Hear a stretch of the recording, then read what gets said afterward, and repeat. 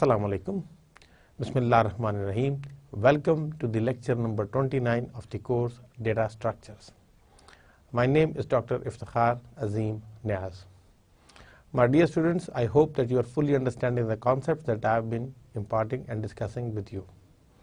We are now almost at the end of the course, so we are now going into the abstract level concepts.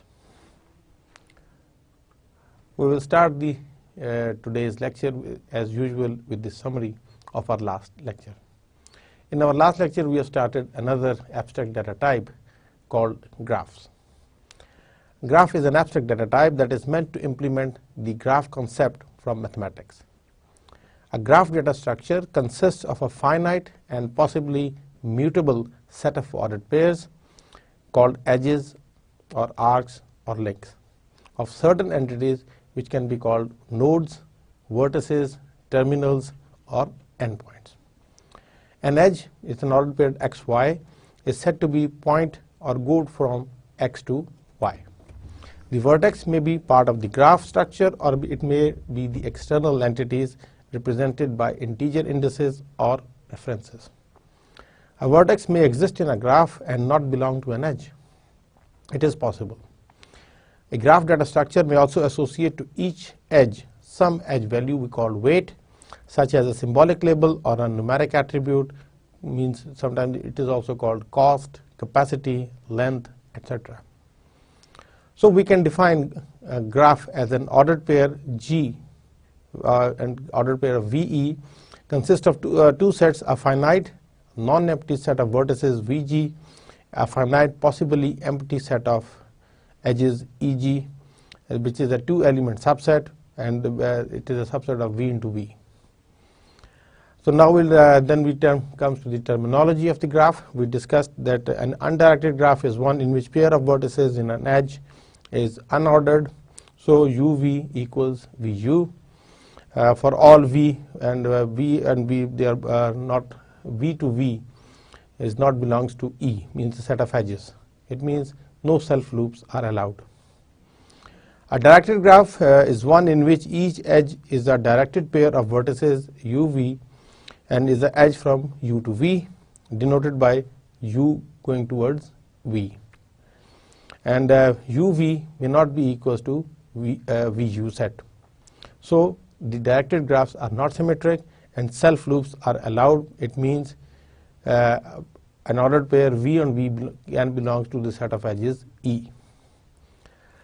We also define the term weighted graph. Each edge has an associated weight given by a weight function. A dense graph means where the number of edges is almost equals to square of number of square of the vertices, and sparse graph is where the number of edges is very less as compared to V square. The order of a graph is the number of vertices. The graph size is basically all the number of edges denotes the size of the graph. The degree of a vertex is the number of edges that connect to it, where an edge that connects to a vertex at both ends, a loop means in that case it will be counted twice. Adjacency relationship means if U and V belongs to E, then vertex V we can say is adjacent to U. And the edges E of an undirected graph G induce a symmetric binary relation on V that is called the adjacency relationship of G. Specifically for each edge, the vertices U and V are said to be adjacent to one another, which is denoted by U and tilde sign V. So adjacency relationship is symmetric if G is undirected, not necessarily if G is directed. So if G is connected graph, there is always a path between every pair of vertices. And furthermore, if we say that if E number of edges is equals to 1 less than the number of nodes, then the graph is a tree. So for the path for every part of vertices, the number of edges should be greater than or equals to V minus 1. When E becomes V minus 1, then it means it's a tree, not a graph. Basically, it's a tree is a subset of graph. The undirected graph is an ordered is one in which edges have no orientation. It means the edges AB is identical to the edge BA. Means if you go from A to B and B to A, it's the same thing. They are not ordered pairs, but sets UV or multi-sets of vertices VOVI is equal to V1, V0. Directed graph is an ordered pair with a set of those elements where vertices or nodes, and A is a set of ordered pairs of vertices called arcs, directed edges or arrows.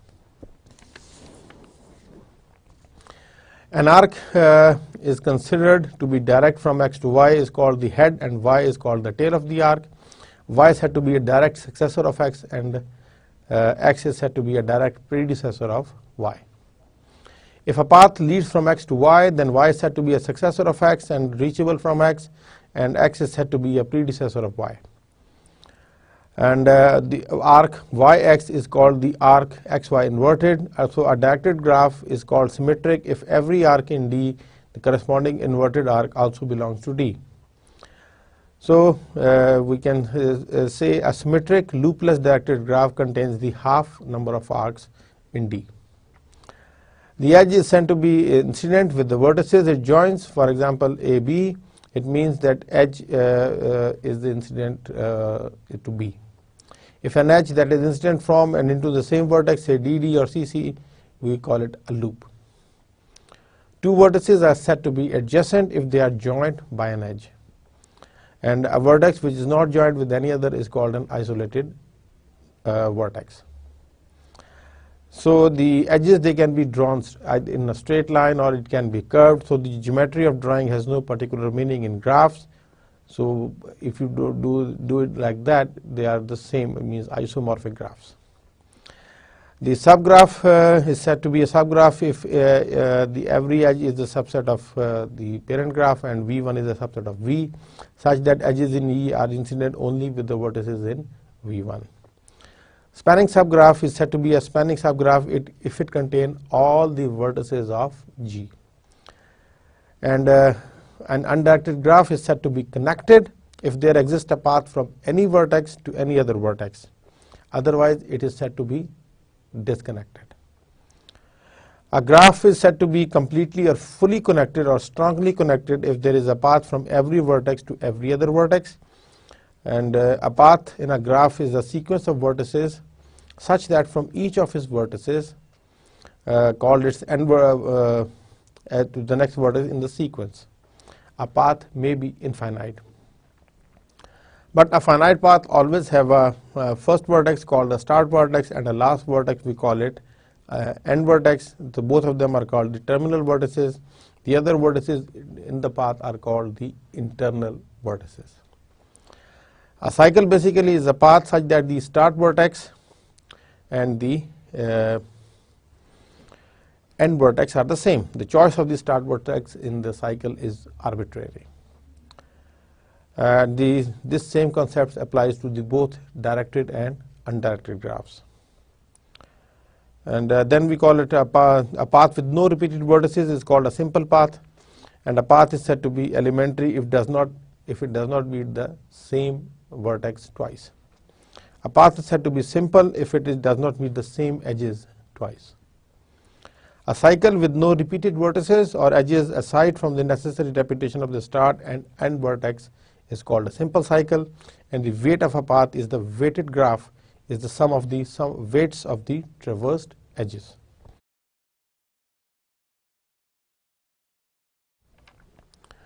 We also talk about the circuit elementary degree. The degree of a vertex is the number of edges incident to it. Two vertices are neighbor or adjacent if there is an edge between them. So two edges are neighbors or are adjacent if they share a vertex or as an endpoint.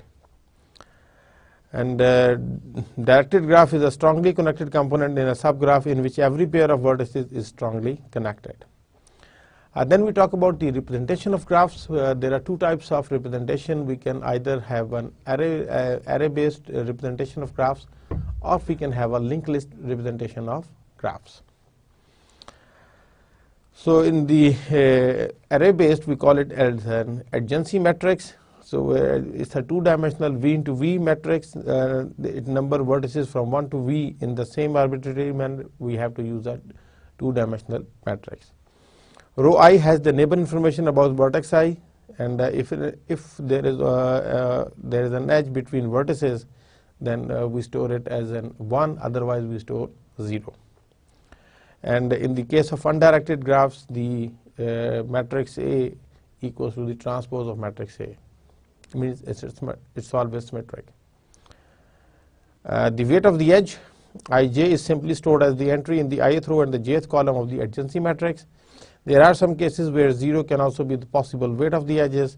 Then we have to store some sentinel value for non-existent edge, which can be a negative value. Since weight of the edge is always a positive number. The space complexity for adjacency matrix is V square, not memory efficient for large graphs. And for the time complexity, to list all vertices adjacent to U, it is basically big O to the order of V, where V is the number of vertices. And time is to determine that if U and V means the edges belong to it, it's always, in the case of adjacency matrix, is a constant big O to the order of 1. Because you just gave the word U and V are the two subscripts, and you just access and say it is whether it is 1 or 0. If it is 1, it means there is an edge. If there is 0, it means there is no edge. Advantages for the adjacency matrix is it is preferred if the graph is dense, that is the number of edges is close to the number of vertices square, or if one must be able to quickly look up if there is an adjacency edge connecting between the two vertices, and it is quite simple to program. The second representation is the linked list. We call it adjacency list. Consists of an array of V, means vertices list, one list per vertex, and it consists of all the for each element it has a pointer to the list of all the edges for that vertex. If weighted, you have to store weight also in the adjacency list. The linked list representation is space efficient when the graph is sparse, means few edges, easy to store additional information in the data structure, and it can be modified to support many graph variants. The disadvantages of the link-based representation is that if you have to determine that is an edge is there or not, it is not so efficient. You have to search in the use adjacency list, so it's the complexity is big O to the order of degree of U, and it can be most of all, means vertices is the worst case. Then we talk about the common operations of graph. The common operations can be, you can have the adjacency test, whether there is an edge from node X to node Y. We can write an operation for the neighbors of X. It means list all the nodes Y such that there is an edge from X to Y. You can add edge vertices, or you can add an edge from X to Y if it is not there. You can delete an edge if it is not there. If it is there, you can get node value, you can set the node value, and for that structure, for the weighted graphs, you can also have to get the edge value, and you have to store the edge value. And then we talk about the time complexity, means the storage in the case of adjacency list. The storage has a big O to the order of V plus E, where V is the number of vertices and E is the number of edges. Add vertex and add edge is basically constant, big O to the order of 1. Remove edge and remove vertex is big O to the order of E. And query, that if vertices V and U are adjacent, is basically depend on the number of big O to the order of V. For adjacency matrix, storage is big O to the order of V square. Add vertex, big O to the order of V square. Add edge, constant, big O to the order of 1. Remove vertex is again big O to the order of V square. Remove edge and query are basically constant, big O to the order of 1. Then in the end, we discussed the graph traversals, two techniques, breadth first search and depth first search. The breadth first, we discussed the algorithm for the breadth first search for the undirected, mark all vertices as unvisited, initialize a queue to empty. Find an unvisited vertex and apply breadth first search to it. In breadth first search, add the vertex neighbors to the queue. Repeat, extract a vertex from the queue and add its unvisited neighbors to the queue. Whereas breadth first traversal method tend to traverse very wide and short trees. The depth first search Given an input G and a source vertex X from where this searching starts, we first have to visit the starting node, and then we travel through each node along a path which begins at S. That is, we visit a neighbor vertex of S and again a neighbor of S, and so on. The implementation of depth first search is almost the same, except a stack is used instead of a queue. And a depth first traversal method tends to traverse very long and narrow trees. So this was the summary of our last lecture. So now we start today's lecture. In today's lecture, we'll discuss the shortest path problem for the graphs, and we will discuss three algorithms: Dijkstra's algorithm, Bellman-Ford algorithm, all pairs shortest path. Then we'll talk about spanning tree and a variant of spanning tree, that is the minimum spanning tree.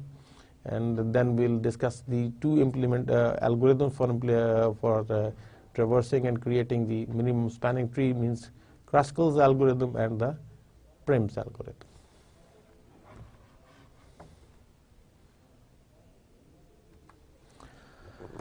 The shortest path problem is the problem of finding a path between two vertices or nodes in a graph such that the sum of the weights of its constituent edges is minimized. Shortest path basically हम undirected graph में हम ज़रा थोड़ा सा ज़्यादा, directed graph में भी देख सकते हैं। इसमें हम जो ये वेट्स के लिए ज़्यादा इस्तेमाल होता है कि जो आपका सोर्स वर्टेक्स है और जो आपका डेस्टिनेशन वर्टेक्स है उसके दरमियान डिफरेंट पाथ्स हैं। आपने ये देखना होता है कि कौन से पाथ से ये शॉर्टेस्ट होगा जिसका वेट सबसे कम होगा, कहाँ से हम मिनिमाइज होकर जा सकते हैं। This is very analogous to the problem of finding the shortest path between two intersections on a road map.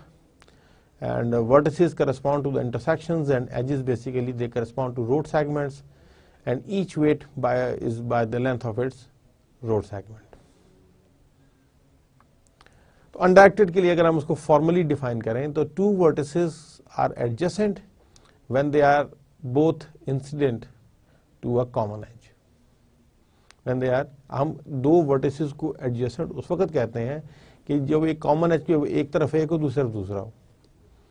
And path जो है in an undirected graph is a sequence of vertices P, जिसमें कि V1, V2, V3, V4, V5, so on up till Vn, and they all belongs to V into V into V into V के set में होता है, such that कि Vi जो है वो Vi plus 1 का adjacent है, और इसमें जो I है it should be greater than or equals to 1 and less than n. सच जो पाथ है जो हम जिसको हम P कह रहे हैं is path of length n हम कहेंगे फ्रॉम V1 टू Vn, जिसमें Vi वेरिएबल्स हैं, their numbering here relates to the position in the sequence and need not to relate to any canonical labeling of the vertex. Let E be the edge incident to both Vi and Vj. अब ये Vi और Vj दो vertices के दरमियान जो as है उसको हम E कह रहे हैं। तो अगर हम given a real valued weight function जिसमें E belongs to E is having the weight R and an undirected simple graph G, तो हम शॉर्टेस्ट पाथ जो है वो Vi से Vn तक हम कह सकते हैं कौन सा पाथ होगा, that cover all possible n minimizing the sum. Summation ये आपको सामने फंक्शन मैंने दिया हुआ है, I from 1 to n minus 1, function क्या है Ei और I plus 1, ये आपकी एडजेसेंट वो होने चाहिए। When the graph is weighted, तो उसमें हम कहते हैं कि E is belongs to C and where C is the subset of R plus, and this is equivalent to finding the path with fewest number of edges.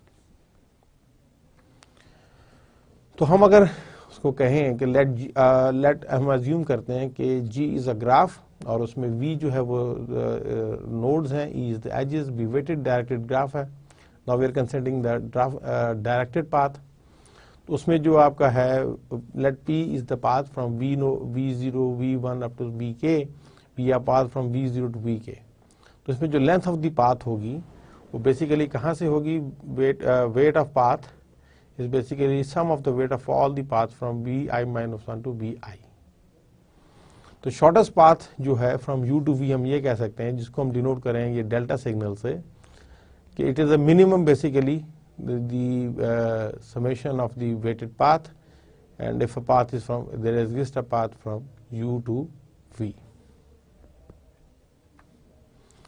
ये जो shortest path problem है is also sometime called the single pair shortest path problem to distinguish it from the following variations, की और variations भी हैं.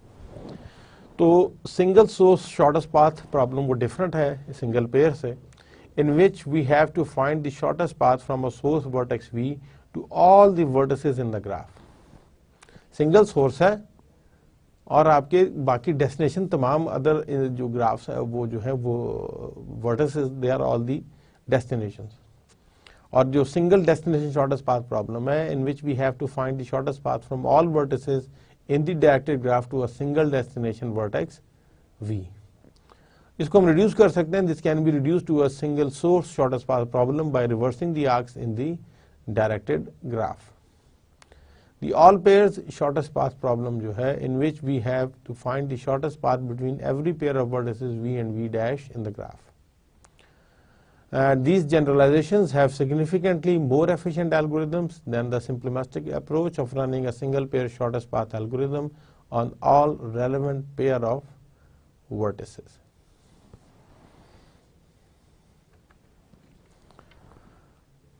Shortest path की एक example देखते हैं. आपको फिगर में मैं ये दिखाने की कोशिश कर रहा हूं कि अगर आप ये देखें तो there is a path exist from 1 to 7. Direct path है, उसका वेट जो है पाथ लेंथ आप उसको कह लें या वेट कह लें वो 14 है. अब अगर हमने 1 से 7 की तरफ जाना हो तो हम 1 से 3, 3 से 6 और 3 से देन फ्रॉम 6 to 7 भी जा सकते हैं. अगर हम सम ऑफ वेट्स काउंट करें तो ये 8 + 2 + 1 ये 11 होगा. 7 के जाने के लिए हम 1 से 3 पे जा सकते हैं, फिर वहां से 5 और 10. It means 2 + 3 + 5 15. फिर हमने अगर जाना हो तो हम 1 से 4 पे जा सकते हैं और 4 से आगे हम 3 के साथ 7 पे जा सकते हैं. तो 1 से 4 तक वेट है 16, 4 से 7 तक वेट है 3, तो 16 + 3 19. इस पाथ का जो वेट है वो 19 आ रहा है. अब चौथा पाथ इसमें अगर हम देखें तो 1 से 2, 2 से 5, 5 से 7, तो 1 से 2 6, 2 से 5 4, ये मीन 6 + 4 10 हो गया. 5 + 7 ये भी 10 है, तो 20 हो गया टोटल. फिर आप जो है 1 से 2, 2 से 4, 4 से 7, तो 1 से 2 6 है, देन 5 है, देन 3 है. 6 + 5 11 + 3 14. अब यहाँ पर 14 है, वहाँ पर आपके 16 + 3 19 बन रहा है. फिर वहाँ से हमने दूसरा जो देखा था तो उसके हिसाब से वो 15 बन रहा था. तो पाथ जो है इस केस में 14 ही सबसे, बल्कि 11 जो है 1 3 6 7 ये आपकी 11 ये सबसे shortest path.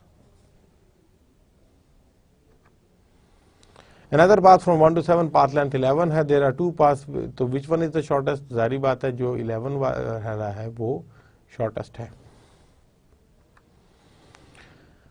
Uniqueness of the shortest path. क्या शॉर्टेस्ट पाथ जो है वो नेसेसरीली यूनिक होना चाहिए?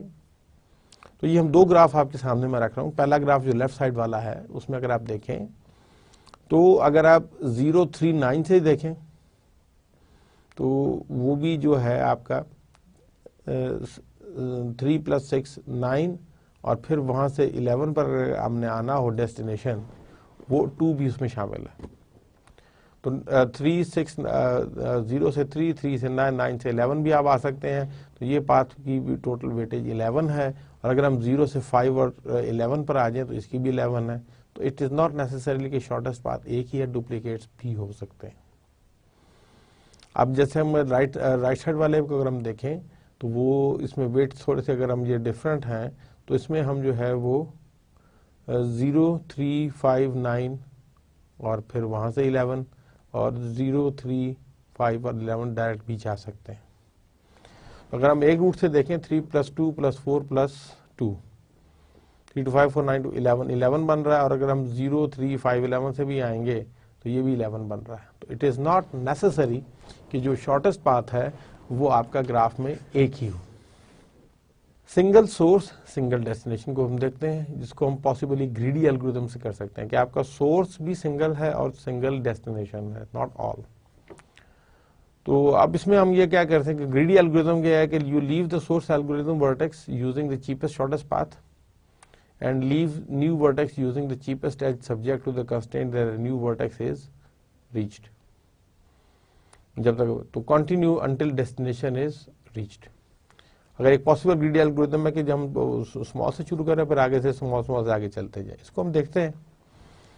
तो इसमें अगर हम वही वाला ग्राफ देखें तो पहले से हमने लीव किया तो शॉर्टेस्ट कौन सा था, पहले से अगर आप देखें तो 3 पाथ लीव कर रहे हैं। अगर हम एजेस देखें तो एक 1 से 3 है जिसके वेट 2 है, 1 से 4 है जिसका वेट 16 है और 1 से 6 है जिसका वेट 6 है। इसमें स्मॉलेस्ट कौन सा है, 2 ग्रीडी एल्गोरिथम, तो आप 1 से 3 पे चले जाएं। अब 3 से आगे जो है वो आप 6 के जरिए भी जा सकते हैं, 5 के जरिए भी जा सकते हैं और थ्रू 4 भी जा सकते हैं। तो हम 5 की तरफ जाते हैं। अब 2 की तरफ देखें तो उसमें सबसे जो मिनिमम है वो 5 की तरफ है, 3 हम उस पर नेक्स्ट उस पर चले गए। अब 5 से आगे जो है जो आउटगोइंग नोड्स हैं वो या तो वो 10 वाला है या 4 वाला, तो मिनिमम कौन सा है, 4 वाला, हम 4 वाले पे चले गए। आज हम 4 से पहुंचे तो वहां से एक ही रास्ता है 7 पे जाने का, वो 3 के जरिए, उसका वेट 3 है। तो अगर हम इसको कैलकुलेट करें तो पाथ लेंथ 3 + 2 = 5 + 4 9 + 3 12। और जबकि हमने आपको पिछली एग्जाम थोड़ी देर पहले मैंने बताया था कि हमने जब इसको रफली अपने हिसाब से देखा था तो 1 3 6 और 7 जो है ये नंबर, ये पाथ लेंथ 11 है जो सबसे शॉर्टेस्ट है। तो इसमें जो ये जो ग्रीडी एल्गोरिथम अभी हमने एक सिंपल सा देखा, तो इसके जरिए हमें लाजमी नहीं है कि वी गेट दी शॉर्टेस्ट बात, तो हम algorithm it means doesn't work properly. तो शॉर्टेस्ट पाथ की प्रॉपर्टीज को एक दफा हम फिर देख लेते हैं कि ऑप्टिमल सबस्ट्रक्चर होता है कि if the path P is the shortest path between S and V, दो नोड्स के दरमियान, देन ऑल सब paths of P are shortest path. तो उसके जितने भी सब पाथ ऑफ होंगे P के वो तमाम के तमाम छोटे होंगे। Let P1 be the XY sub path of shortest SV path P and let P be the any XY path. तो हमें ये कहना पड़ेगा कि weight of P1 should be less than और equal to weight of P2, otherwise हम P पर ही जाएंगे। P is not the shortest path, SV का पाथ शॉर्टेस्ट नहीं है। ट्रायंगुलर इनइक्वालिटी को भी हमने देखने के लेट डेल्टा UV जो है be the length of the shortest path, ये हमने याद रखना है सिंबल को, ये लेंथ के लिए है। अगर वो लेंथ है ऑफ द शॉर्टेस्ट पाथ, तो if x is one vertex among the path vertices, then हम ये कह सकते हैं कि जो डेल्टा UV जो है वो सिग्मा जो है वो UX और XV के बराबर है। और अगर f(x) is adjacent to y है तो हम फिर ये कह सकते हैं कि जो लेंथ है UV की वो basically length of UV plus weight of x और v का वेट भी होगा। रिलैक्सेशन क्या चीज़ है कि let d means distance with the shortest path from source vertex to a destination vertex v। तो इसमें लेट हम ये भी अज्यूम करते हैं कि predecessor of v be the predecessor vertex x along a shortest path from s to v। तो relaxation UV क्या है, is the process of updating both the shortest path and the predecessor v going through u। It means हम ये कह सकते हैं कि one जो है shortest path v is greater than shortest path of u plus weight of u and v।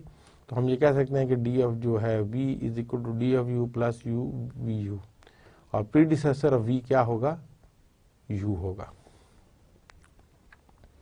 अगर हम इसकी रिलैक्सेशन की अगर हम ये देखें तो इनिशियली हम क्या कर रहे हैं कि डिस्टेंस s जो है वो हम 0 कर रहे हैं, और जो v जो हमारी डेस्टिनेशन है उसको हम इन्फिनिटी कह रहे हैं फॉर एनी वर्टेक्स जिसमें v और s बराबर नहीं है। तो रिलैक्स में अगर आपके इसमें लेफ्ट साइड पर अगर आप ये देखें तो उसमें अगर s आपका है वहाँ से u से v की तरफ जाएं और डायरेक्ट भी है तो उसमें टोटल डिस्टेंस v जो है वो 9 बन रहा है। तो रिलैक्स का मतलब क्या है कि अगर हम डायरेक्ट में बैठे तो 9 है, अगर हम s और u के जरिए आए तो वो हम देखेंगे कि डी यू जो है वो 5 है एंड यू टू वी जो है वो 2 है, इट मीन्स ये 7 हो जाएगा। तो इस तरीके इस पाथ से जो है वो डिस्टेंस जो है वो कम है, तो हम इसको कहेंगे कि ये शॉर्टेस्ट पाथ है। ये रिलैक्स हम कर रहे हैं कि इस पाथ में रिलैक्सेशन है। अगर हम उसके साथ करस्पॉन्डिंग दूसरा देखें कि आप एस और यू और वी और डी वी जो है वो उससे आ रहा है, तो यू और वी के दरमियान वेट 2 है, तो डी यू जो है वो 5 है and D V will be 6। और आफ्टर दिस ऑपरेशन भी अगर आप ये देखें तो वो रिमेन अनचेंज, क्योंकि आप उधर से आए या उधर से आए, it doesn't make any difference. तो वो भी फिर जो है उनको फ़र्क कोई नहीं पड़ रहा, इसलिए हम उसको कहेंगे कि इस केस में ये अनचेंज्ड। अब हम पहला एल्गोरिदम देख लेते हैं जो कि डिजक्स्ट्रास एल्गोरिदम इसका हम नाम है, जिसमें जे और के साइलेंट डच साइंटिस्ट हैं, 1959 में उन्होंने पेपर शाया किया था।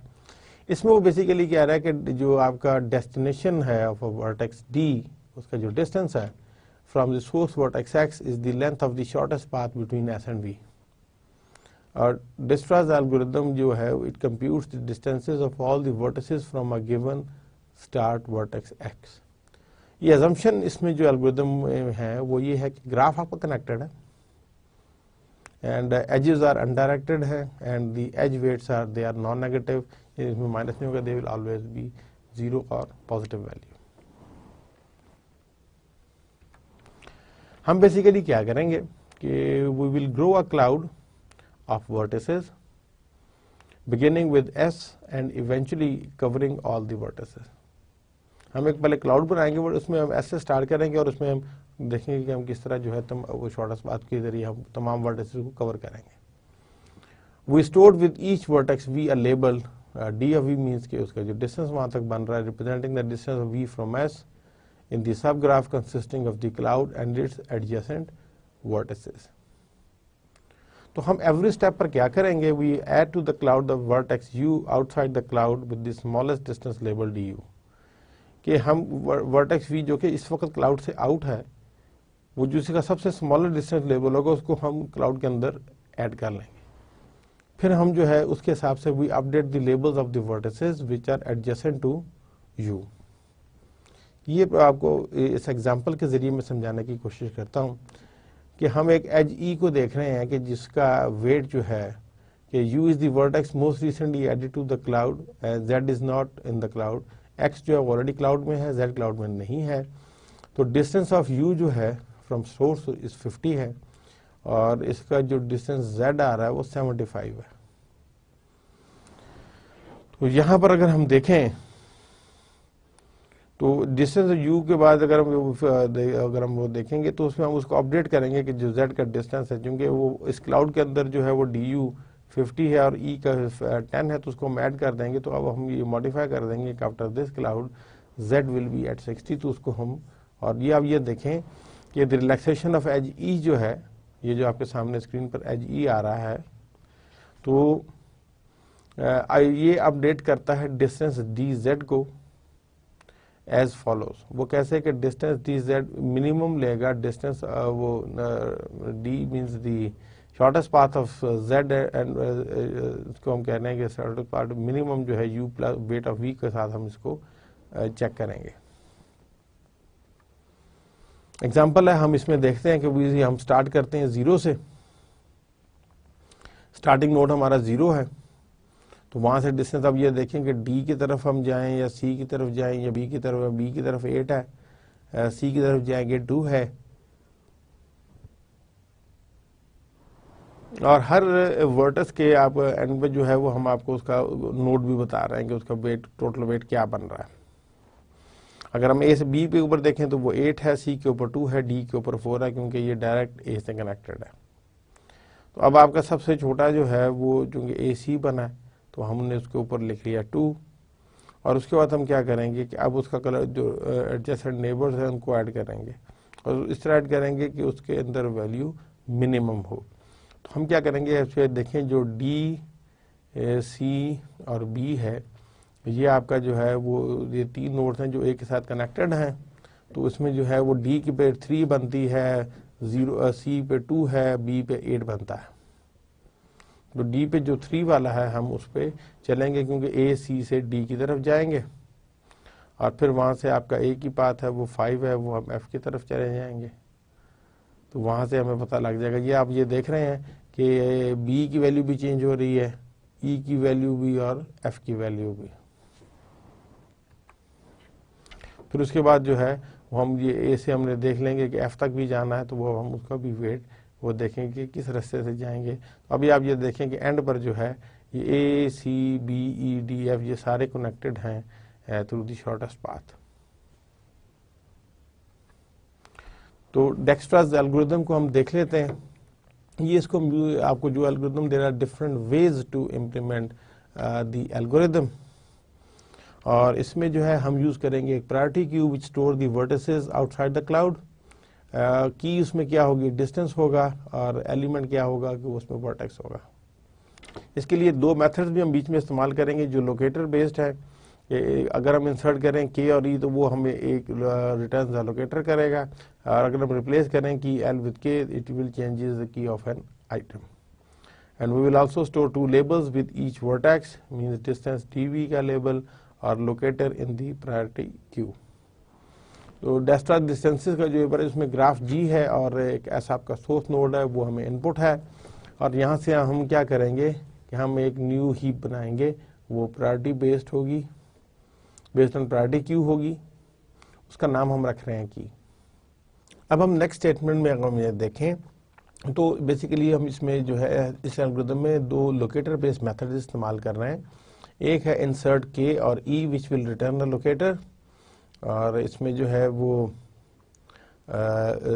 रिप्लेस की L with K which changes the key of an item. And we will also store 2 labels with each vertex, और हम उसमें डिस्टेंस रखेंगे जिसका डीवी होगा लेबल, और एक लोकेटर रखेंगे जिसका प्रायोरिटी क्यू में लोकेटर होगा।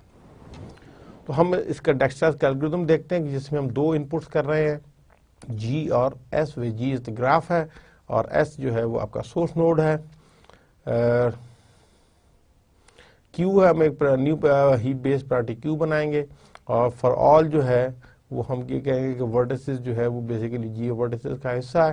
तो हम ये देखेंगे कि अगर आपका वी और एस जो वर्टिस है जो वो सोर्स के बराबर है, तो वो हम उसका डिस्टेंस सेट कर देंगे 0, और एल्स अगर वो उसके बराबर नहीं है तो हम उसका डिस्टेंस फिलहाल अज्यूम कर रहे हैं कि वो इनफाइनाइट है, इन्फिनिटी है।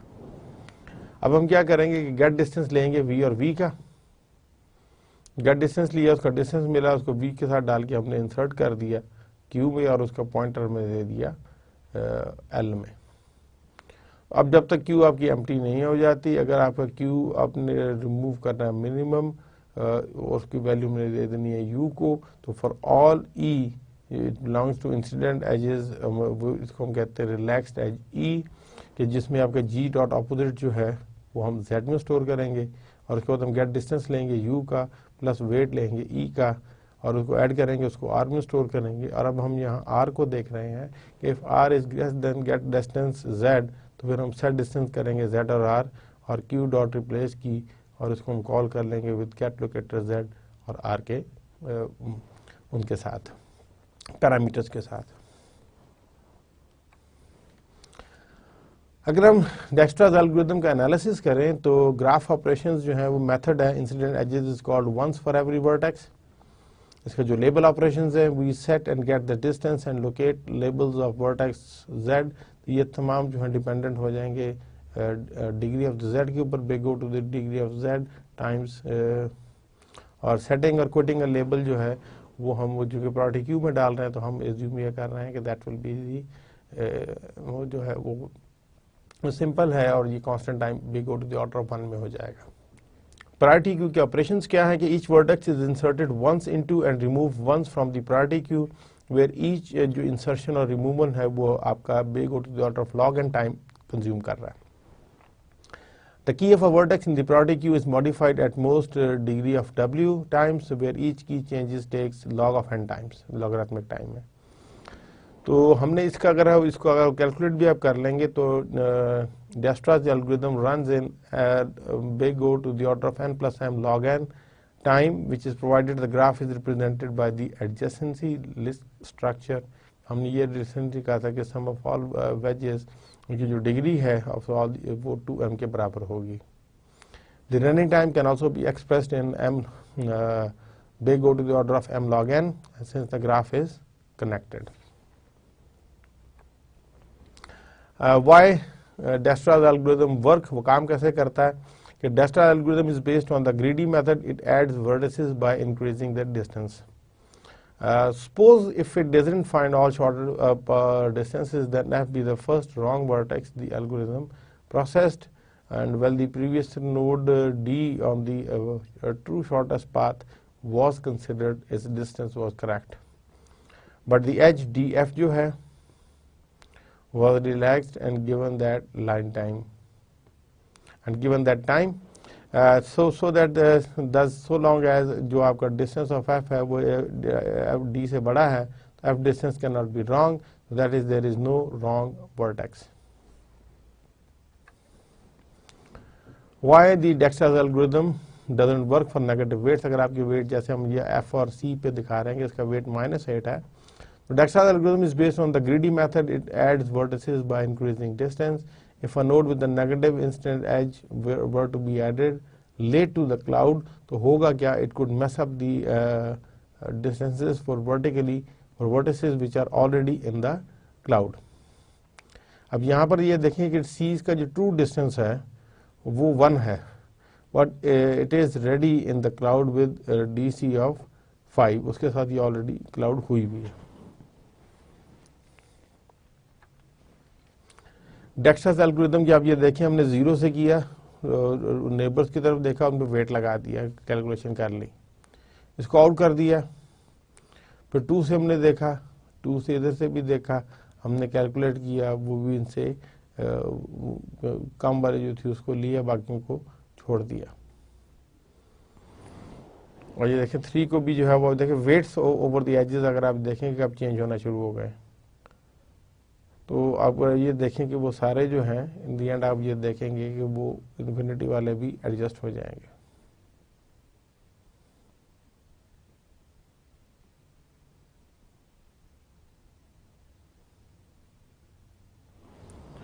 उम्मीद है कि ये Dijkstra's एल्गोरिथम आपको बखूबी समझ में आ गया होगा. इसकी एनिमेशन बहुत सिंपल है. एक और वेरिएशन है for finding the shortest path, उसको हम कहते हैं बेलमैन-फोर्ड एल्गोरिथम. इट वर्क्स, ये क्योंकि हमने कहा उसकी जो one of the main criteria था ये जो वेट होगा Dijkstra's एल्गोरिथम का, वो वेट जो है वो मस्ट बी पॉजिटिव होना चाहिए, नेगेटिव नहीं हो सकता. तो ये बेलमैन जो है जिसको नेगेटिव वेट एजेस को भी हैंडल करता है, ये इट एज्यूम करता है कि must assume the directed edges and for otherwise we would have to negative weight cycles. अब आप कहते हैं कि iteration I करेंगे, we will find all the shortest path that use I edges. Running time इसका जो है वो big O to the order of nm means n multiply by m.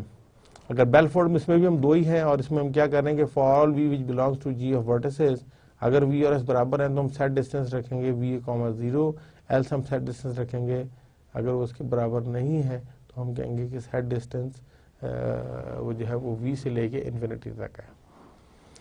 And उसके बाद हम एक लूप लगा रहे हैं कि for i 1 to n-1 do कि फॉर उसके अंदर एक नेस्टेड लूप है for each e belongs to g dot edges. तो उसमें हम ये इसकी रिलैक्स डिग्री कर रहे हैं कि अगर g ऑफ ओरिजिन e जो है वो उसकी वैल्यू हम n को दे रहे हैं और अपोजिट की जो है वो हम दे रहे हैं z को. And get distance u plus weight e उसको हम r को दे रहे हैं. अब हम नीचे से कर रहे हैं कि r of get distance z, तो फिर हम सेट डिस्टेंस करेंगे z, r. आई होप कि ये इसमें आपको इतनी समझने में प्रॉब्लम नहीं आई होगी. तो ये यहाँ पे जो लास्ट फॉर नेस्टेड लूप है, यहाँ पर हम वो रिलैक्सेशन वाली बात कर रहे हैं, चेक करके कि इसको वो हमने किसको सेट करना है. बेलमैन की एग्जांपल लेते हैं कि nodes are label with their D value. तो आप ये देखें कि हमने 2 नोड्स के ऊपर जो 2 एजेस के ऊपर हमने जो वैल्यूज है वो माइनस में भी रखी हैं. तो वही पहला है, तो पहले से जो है वो 1 की तरफ एक -2 है, 4 है, 8 है, 3 जाते हैं. तो इसमें जो सबसे छोटा है वो -2 है, तो आप उसके आगे उस नोड के आगे लिख देंगे -2, उसका वेट आ गया. अब 2 से अगर हमने आगे जाना है तो 4 तक 1 है, 8 तक 7 है और 3 तक इन्फिनिटी है। तो इसमें सबसे छोटा कौन सा है, वो 4 वाला है। तो उसमें हम जब करेंगे तो अब ये देखें एंड पे जहाँ पर हमने इनिशियलाइज शुरू में किया हुआ था कि या तो वो स्टार्ट वर्टेक्स को 0 कर दिया तो बाकी तमाम को इन्फिनिटी कर दिया था। तो विद एवरी साइकिल हम एजेस की वैल्यू जो है वो अब ओवरराइड करना शुरू हो गए। तो अब उसका जो है चूंकि शॉर्टेस्ट में 4 की तरफ है तो हम वहाँ से कैलकुलेट करके उधर लिख देंगे लेबल मीन्स -1। इसके अलावा हमारा एक तीसरा एल्गोरिदम है जिसको आज हम देखेंगे, वो है all pairs shortest path. We find the distance between every pair of vertices in a weighted order। हम तमाम जितने pair of vertices हम उनका find करेंगे and we can make इसलिए n calls to Dijkstra's algorithm if no negative edges which takes O जो है nm log n time। तो likewise जो है वो n calls to Bellman-Fordman would create big O to the order of n square into m time। और हम इसका जो है वो O3 n पावर क्यूब का भी रनिंग टाइम ले सकते हैं कि अगर हम उसके लिए डायनामिक प्रोग्रामिंग या which is similar to the Floyd Marshall algorithm वो अगर हम इस्तेमाल कर लें। But for this course dynamic programming is out of course, इसलिए मैं उस पर ज़्यादा राय नहीं रखूँगा। अब उसके लिए एज्यूम हम ये कर रहे हैं कि ऑल पेयर्स एल्गोरिथम का नाम है, पास हम ग्राफ कर रहे हैं, एज्यूम कर रहे हैं वर्टिसेस 1 से n तक।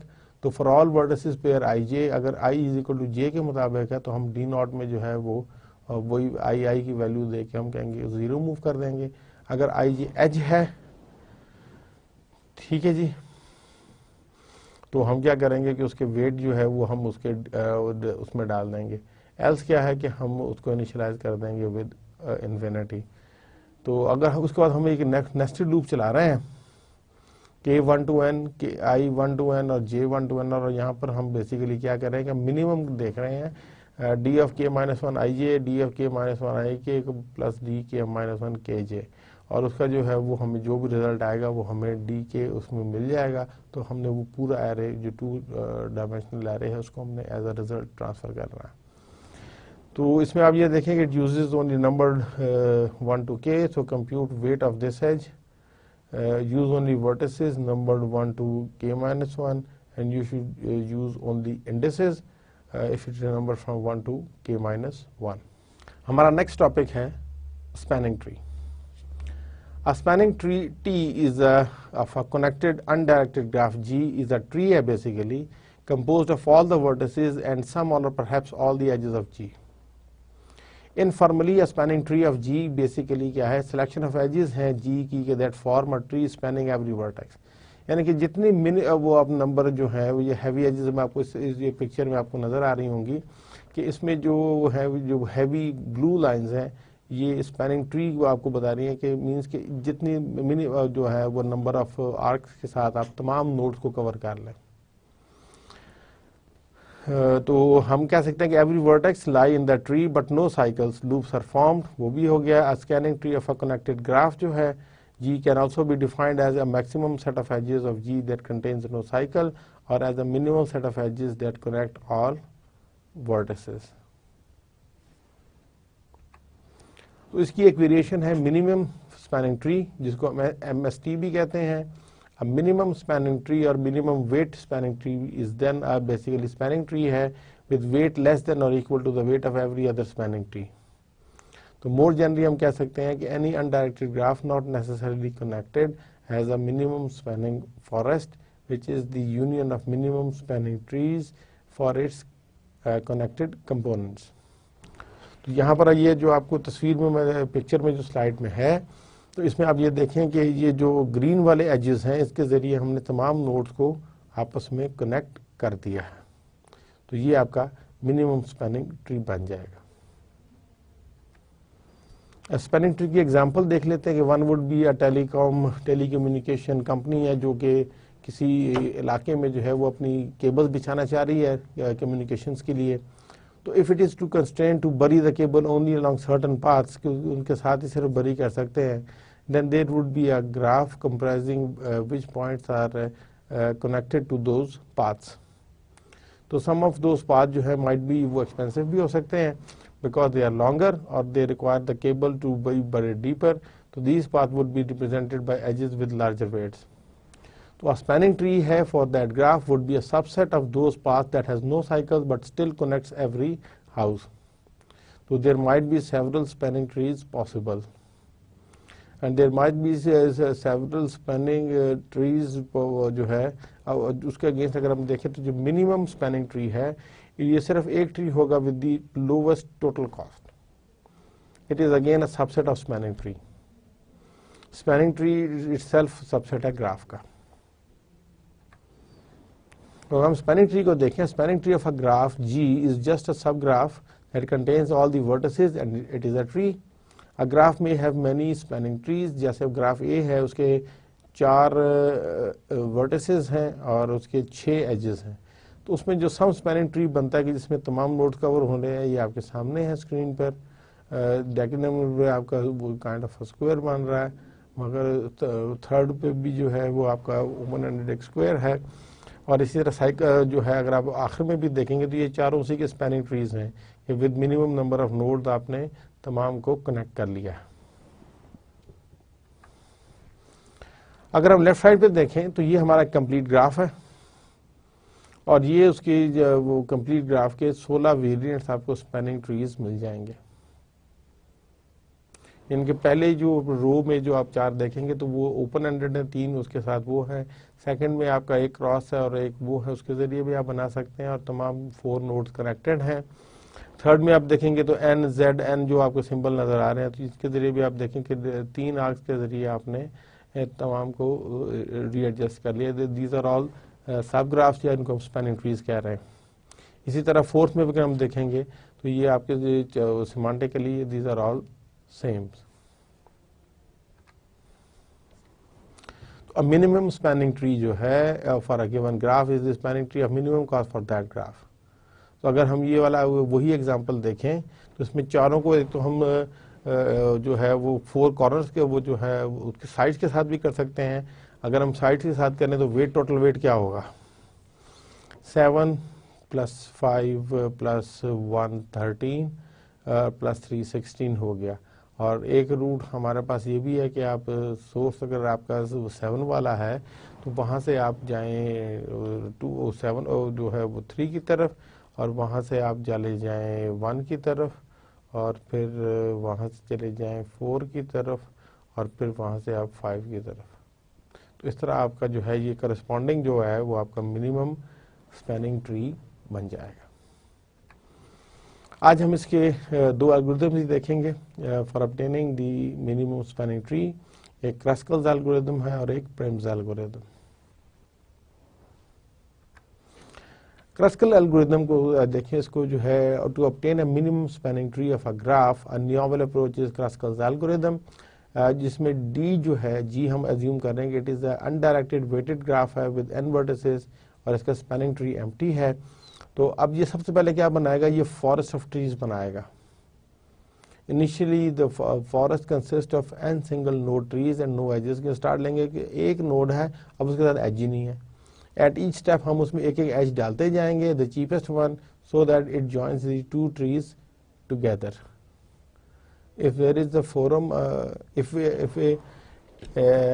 it were to form a cycle अगर वो cycle बना रहा है it will simply link 2 nodes that are already part of a singly connected tree so that this edge would not be needed.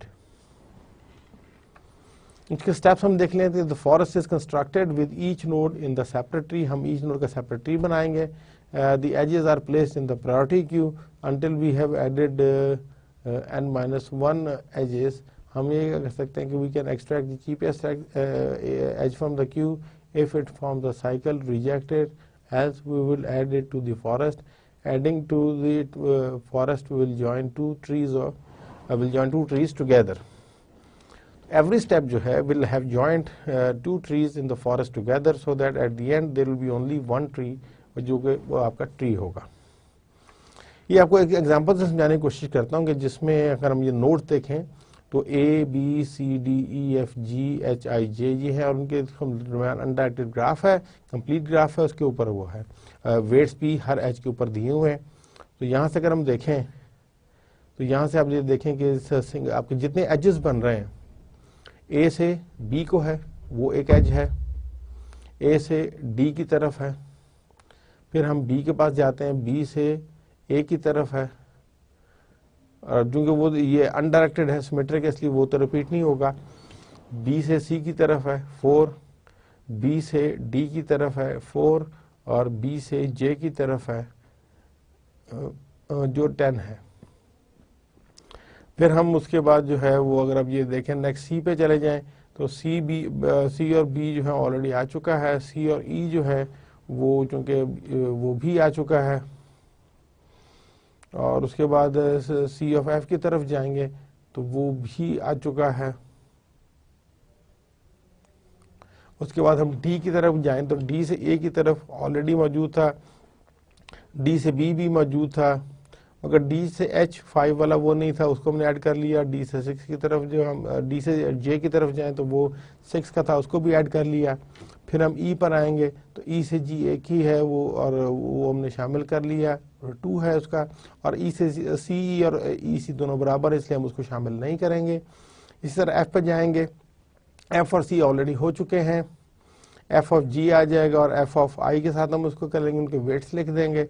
फिर जी E F G पर जाएंगे तो जी से ई की तरफ भी जा रहे हैं और जी से एफ की तरफ भी जा रहे हैं, मगर आई की तरफ नहीं थे तो हम आई वाला शामिल कर लेंगे। जी से जे की तरफ भी ये 4 वाला है, उसको भी देख लेंगे। जी एच पे आएंगे तो ऑलरेडी एच और जे का इस तरफ है वो, उसको शामिल कर लेंगे। एच और डी ऑलरेडी हो चुका है डी एच के साथ। और आई की तरफ जाएंगे तो आई वाला सिर्फ आई टू जे वाले रह गया, बाकी तो सारे ऑलरेडी हो चुके हैं। और जब जे पे आएंगे तो वो हम ऑलरेडी सारे कवर चुके हैं। तो राइट साइड पे हम ये देखें कि एक सैंपल ग्राफ जो है उसके हमने जो आर्क्स जो नोड जो रिलेटिव वर्टिसेस हैं वो तकरीबन 16 बन गए हैं, वो हमने साइड पे लिस्ट कर लिए। उसके बाद हम एजेस को वेट वाइज सॉर्टेड कर लेंगे ताकि in reality they are placed in priority queue which is not sorted, but sorting them makes the algorithm easier to realize। तो इसमें जो है वो अब ये देखिए 1 वाले 2 3 और 4 और 5 और सबसे आखिर में 10 वाला ये सॉर्टेड ऑर्डर में आ गए। तो आपने ऐड एज किया, अब हम वो दोबारा से उसको ट्री की तरफ जा रहे हैं, पाथ की तरफ जा रहे हैं। ये उसको किया, वो नहीं था उसको शामिल कर लिया हमने। सी और एफ उनको भी शामिल कर लिया। सी और ई फर्स्ट टाइम आ रहे थे, शामिल कर लिया। ई और जी ये भी फर्स्ट टाइम था, हमने इसको भी शामिल कर लिया। एच और जे ये 2 था, इसको भी हमने शामिल कर लिया। एफ ऑफ जी ये तो ऑलरेडी हुआ है, ये साइकिल बन जाएगा।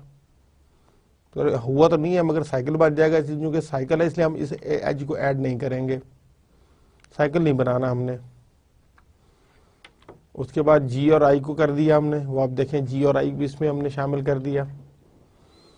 और आई और जे इसको भी हमने, वो अब हम आई जे की तरफ देंगे तो वो शामिल नहीं है, तो देखें उसको भी शामिल कर दिया हमने। उसके बाद ए और बी जो हैं वो भी शामिल हो जाएंगे, ऐड एज करेंगे। और उसके बाद बी और डी को अगर हम देखें तो उसको हम नहीं करेंगे क्योंकि साइकिल बन जाएगा, इसलिए हम उसको ऐड नहीं करेंगे, साइकिल नहीं बनाना हमने। उसके बाद बी और सी को हमने कर दिया।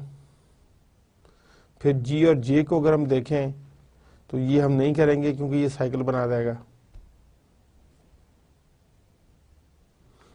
और उसके बाद अगर आप ये देखें एफ और आई को अगर हम बनाएंगे तो ये भी एक साइकिल बना देगा, उसको भी नहीं ऐड करेंगे, ठीक है जी। और उसके बाद डी और एच को अगर हम देखें, डी और एच को भी हम इसमें शामिल नहीं करेंगे क्योंकि अगर हम इसको शामिल करेंगे तो वो फिर एक साइकिल बना देगा, ये जो आउटर से बन रहा है। और उसके बाद जो है डी और जे को भी हम इसलिए नहीं करेंगे कि वहाँ से करेंगे फिर साइकिल बन जाएगा। और बी और जे को भी नहीं करेंगे क्योंकि वो साइकिल बनाएगा, इसलिए हम जब उनको नहीं करेंगे तो अल्टीमेटली आप ये देखें कि अब आपका जो है वो कंप्लीट ग्राफ जो है वो था, और ये हमारा मिनिमम स्पैनिंग ट्री शामिल हो गया है, वो बन गया है।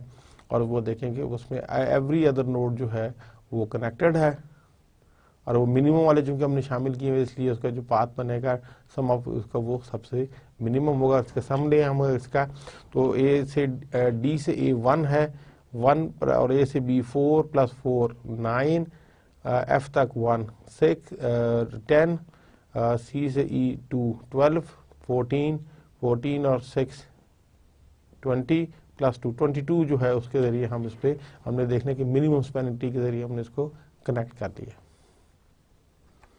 एनालिसिस अगर हम देखें क्लासिकल एल्गोरिथम का, तो रनिंग टाइम जो है उसका बिग m log n है, where m is the number of edges and n is the number of nodes, तो उसका जो लॉग ऑफ नोड लेंगे और उसको मल्टीप्लाई करेंगे m के साथ, तो ये हमारा रनिंग टाइम है। Testing if an edge creates a cycle can be slow हो सकता है unless a complicated data structure called union find structure is used, तो वो ज़रा थोड़ा सा complicated. If you it usually only has to check a small fraction of the edges, but in some cases like if there are a vertex connected to a graph by only one edge and it was the longest edge, it would have to check all the edges. Now this algorithm works best of course if the number of edges is kept to a minimum. अगर जितने edges बढ़ाते जाएंगे तो उसमें इसकी performance जो है वो डिग्रेड होती जाएगी। Prim's algorithm एक दूसरा है। इस algorithm में we will start with one node, और इसमें हम क्या करेंगे कि if then it then one by one add a node that is unconnected to the new graph to the new each time selecting the node है कि whose connecting edge has the smallest weight out of the available nodes connecting edges। ये इस तरह हम इसको Prim's algorithm को चलाएंगे। इसके स्टेप्स क्या है कि अब हम एक न्यू ग्राफ बनाएंगे with one node from the old graph, while new graph has fewer than n nodes, जब तक n nodes से fewer हैं हम फाइंड करेंगे node from the old graph with the smallest connecting edge to the new graph, edge वहां से निकालेंगे और उसको हम ऐड कर देंगे न्यू। तो every step will have joined one node so that at the end we will have one graph with all the nodes and it will be a minimum spanning tree of the original graph.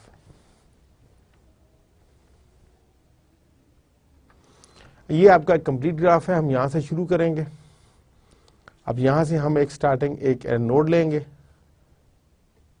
तो ये आपका old graph था, वहां से हमने एक node लिया starting graph, एक नोड ले लिया हमने ए। अब उसके साथ दो एजेस हैं, एक 1 वाला है, एक 4 वाला है। अब हम उसके साथ देखेंगे कि कौन सा जो है वो नोड जो है वो हमें सबसे कम देता है, वो डी वाला है, क्योंकि डी जो है वो आपका वेट जो है वो 1 जो है वो सबसे कम था, हमने उसको दे दिया।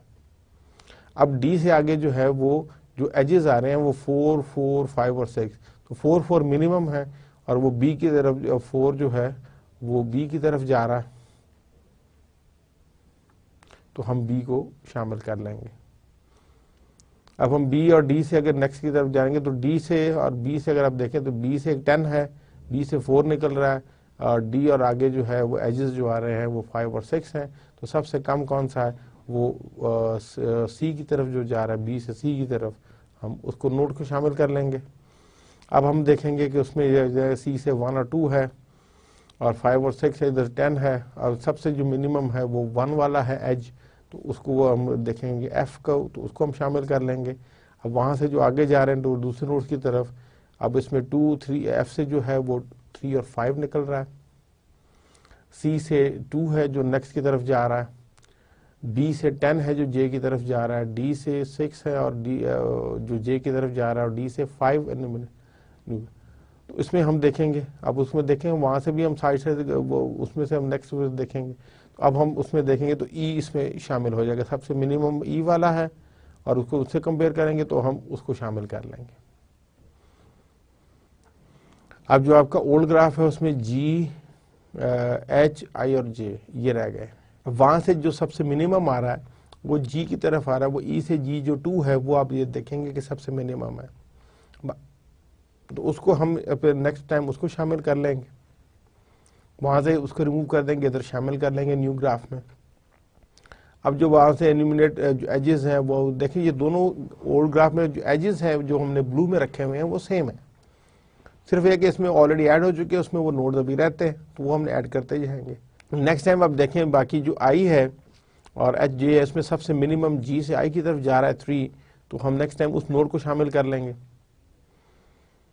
अब वो हम ये देखें तो उसमें हमारे पास जो है वो अब डी से जो निकल रहा है वो 5 और 6, और बी से 10 है, जी से 4 है, और आई से 3 है, और नेक्स्ट हमारे पास जे है और एच है। तो हम ये देखें कि सबसे मिनिमम जो है वो आई और जे के दरमियान है, हम उसको शामिल कर लेंगे तो वो बाकी हमारे ख़त्म होते जाएंगे। तो अब इसमें ऑलरेडी आप ये देखें कि जो राइट साइड पे न्यू ग्राफ है उसमें जो ब्लैक वाले एजेस हैं कलर्ड में हमने रखे हुए हैं वो ऑलरेडी वो आपका स्पैनिंग ट्री बन रहा है, और जो ब्लू वाले वो हमारे कैंडिडेट हैं फॉर द नेक्स्ट। अब एच में मिनिमम अगर आप ये देखेंगे तो वो जे से एच की तरफ है, अगर हम उसको शामिल कर लें तो वो it will become the same, वही हमारा स्पैनिंग ट्री अगर आप ये देखेंगे तो वो कंप्लीट हो गया। 5 से रूल्स खत्म हो गए, यहाँ से हमने मिनिमम से वो फाइंड कर लिया है। तो now our spanning tree is complete. तो ये देखें वो आपको कंप्लीट ग्राफ था, और जिसको हमने की अगर इसका वही डिस्टेंस भी कैलकुलेट कर लें तो ये वही निकलेगा। डी से ए बी सी ये आपका 9 हो गया, सी से एफ 1 10, और सी से ई 2 12, ई से जी 2 14, और जी से आई 3, आई से जे 3, और जे से एच 2। तो अगर हम इनको तमाम को काउंट करें 1 + 4 + 4 is 9 + 1 10 + 2 12 + 2 14 + 3 17 + 3 20 + 2 22। तो उसमें देखना हमने उसमें जो है वो पूरा मिनिमम स्पैनिंग ट्री कंस्ट्रक्ट कर लिया। तो अगर हम एनालिसिस इसका देखें तो जो आपका रनिंग टाइम है इसमें जो है बिग ओ में m + n log n है, where m is the number of edges and n is the number of nodes. तो अगर जो है अगर हम इसको कंपेयर करेंगे क्रास्कल से तो इसका टाइम जो है उसका m log n था, इसका m + n log n आ रहा है। तो if a heap is not use the run time will be big O to the order of n square हो जाएगा इंस्टेड ऑफ अगर हम हीप नहीं तो अगर हीप की वजह से इसका जो है m + n log n आ रहा है। So unlike Kruskal's algorithm, it does not need to see all the graph at once. It can deal with it one piece at a time. It also doesn't need to worry if adding an edge will create a cycle, since the algorithm deals primarily with the nodes and they are not dealing with the edges. So for this algorithm, the number of nodes needs to be kept to a minimum in addition to the number of edges. So for small graph, the edges matter more, while for large graph, the number of nodes जो है वो ज़्यादा matter कर रहे हैं, तो इसलिए हमें इसका भी देखना पड़ता है। तो ये हमारा आज का लेक्चर था। तो इन आवर टुडेज लेक्चर हमने जो है वो जो है ट्रीज़ की कुछ एप्लीकेशंस देखी थी प्रॉब्लम्स के हवाले से। तो हमने 2 उसमें ज़्यादा रखा, एक शॉर्टेस्ट पाथ प्रॉब्लम थी जिसमें हमने डेस्ट्राज एल्गोरिथम, बेलमैन्स फोर्ड एल्गोरिथम और ऑल पेयर्स का जो शॉर्टेस्ट पाथ है कि तमाम पेयर्स का जो है वो हम अगर हम शॉर्टेस्ट पाथ वेरिएशंस देखें तो हमने वो तीनों एल्गोरिथम्स को देखा, उनके कॉन्सेप्ट्स को मैंने ज़्यादा फोकस रखा है और उनकी एग्जांपल्स के ज़रिए मैंने आपको समझाने की कोशिश की है और एल्गोरिथम भी आपके सामने रखा है। फिर हमने स्पैनिंग ट्री की बात की है। स्पैनिंग ट्री मीन्स कि with minimum number of edges जो हैं जो आपके उनके ज़रिए तमाम नोड्स कनेक्ट हो जाएं तो वो स्पैनिंग ट्री बनता है। तो उसमें मैंने आपको ये एग्जांपल के ज़रिए बताया कि एक ग्राफ के बहुत सारे जो है वो आपके स्पैनिंग ट्रीज बन सकते हैं और मिनिमम स्पैनिंग ट्री जो है वो बेसिकली वेट्स हैं कि जो मिनिमम वेट्स के हिसाब से जो पाथ बनेगा जिसका वेट सबसे मिनिमम होगा that will be a minimum spanning tree. तो उसमें हमने 2 एल्गोरिथम मैंने आपके सामने पे रखे, एक क्रस्कल्स एल्गोरिथम था और एक प्रिम्स एल्गोरिथम था। क्रस्कल एल्गोरिथम जो है वो एजेस के हिसाब से जो है नोड्स को भी ध्यान में रखता है प्लस मगर वो एजेस के हिसाब से देखता है और उसमें वो एग्जिस्टिंग ग्राफ में से वो देखता रहता है और फिर वहाँ से वो दूसरे ग्राफ में डालता रहता है। तो उसमें जो है हम ये देखा है कि वो साइकिल जब न बने तो उसको ऐड नहीं करता नए ग्राफ में, तो उसके हवाले से पूरे जो है वो उसको एक नज़र में देखना पड़ता है उसे और वो नंबर ऑफ एजेस के हवाले से ज़्यादा देखता है और हमने एंड पे देखा कि वो मिनिमम स्पैनिंग ट्री हमने बना लिया है। दी अदर वेरिएशन जो हमने उसका था उसकी जो कम्प्लेक्सिटी आई थी क्रस्कल एल्गोरिथम की that was big O to the order of m log n थी और फिर हमने प्रिम्स देखा जो एजेस के जो नोड्स के हवाले से वर्टिसेस को ज़्यादा फोकस करता है और एजेस को नहीं करता। तो उसमें इतने वो आपके जो है वो तमाम ग्राफ को एडवांस हर दफ़ा नहीं देखता। That's why Prim algorithm is a little bit different. और वेरिएशन थी, हमने उसकी भी कॉम्प्लेक्सिटी देखी, तो big O m plus n log n i, तो वो भी जो लार्जर ट्रीज हैं जिसमें नंबर ऑफ नोड्स ज़्यादा हों तो उसके लिए वो भी प्रॉब्लम कर सकता है। उसमें हीप का इस्तेमाल हमने देखा था कि लाजमी है।